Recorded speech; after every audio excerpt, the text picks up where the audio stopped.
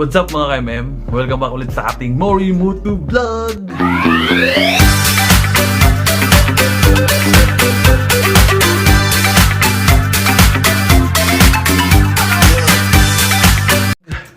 So ngayong araw na ito mga ka-MM, dahil day off ko today, may gagawin ako sa motor ko. Dahil kahapon din dumating na din yung order ko sa Shopee na side mirror. Bili ko to sa Shopee sa halagang 250. So itatry natin itong nabili kong carbon na side mirror. So bago natin ikakabit, so ititingnan muna natin yung laman. So nabuksan ko na talaga to kahapon. Ayan, so sobrang excited ko. Ayan, nabuksan ko na. So ipapatingin ko muna sa inyo yung laman nito ng side mirror, tsaka kunting discussion lang kung maganda ba yung quality nitong nabili kong side mirror. Ito. So ayan mga ka-MM, ito yung nabili nating side mirror sa Shopee sa halagang 250. Ayan, hindi ko alam kung iyon ba yung brand niya, Lazx, o hindi ko din alam kung paano basahin niya, Lazx o Lazx. May nakalagay ditong Taiwan quality times print.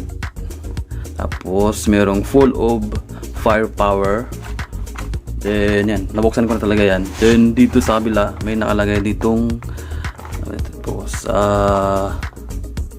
0339 short H plus Y carbon C/PGB. So may nakalagay din ditong excellent quality. So ayan, ito yung side mirror niya mga MM. Yan, carbon siya. Yan, carbon. Then may kulay na blue and gold. Alam ko may tawag sila nitong Tylok yata yun, hindi ko alam. So yung pagkano niya, carbon is hindi yung glossy, parang pagkamat din. Hindi siya makintab na masyado. Sa personal, hindi siya makintab. Tsaka meron din siyang dalawang free na mirror extension. So hindi ko alam kung ito ba yung tawagan. So yan, dito. Ang problema sa kanya is hindi magkakulay yung free na extension na yan. So yan, kakabit na natin yan. So yan, kakabit na natin. So let's go!